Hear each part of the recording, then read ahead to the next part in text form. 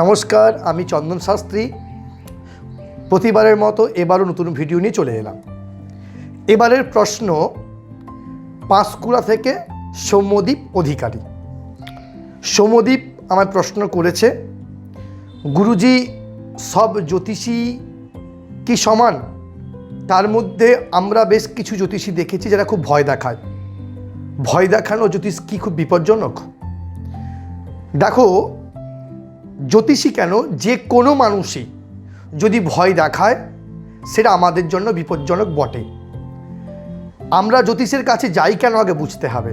আমরা জ্যোতিষের কাছে যাই আমরা যে বিষয়টাই ভয় পেয়ে আছি বা যে জিনিসটা থেকে আমরা আতঙ্কিত, সেই আতঙ্ক কিংবা ভয় নিবারণের প্রথম এবং শেষ রাস্তা কিন্তু জ্যোতিষী। জ্যোতিষীর কাছে আমরা যাই ওই সমস্যা থেকে, সমস্যার অন্ধকার থেকে বেরিয়ে আলোর পথে আমরা যাতে হাঁটতে পারি।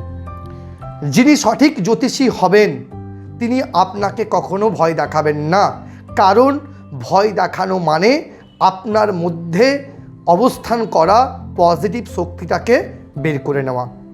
জ্যোতিষীর কাজ অর্থাৎ আমাদের কাজ, আপনাদের কোনো যদি সমস্যা থেকে থাকে সেটা শুনে আপনাকে অভয় প্রদান করা অথবা আপনাকে সাহস জোগানো আগামী দিনে যাতে আপনি সেই সমস্যা বা সেই কষ্ট বা সেই প্রবলেম থেকে বেরিয়ে আপনার জীবনকে সুন্দর করে তুলতে পারেন।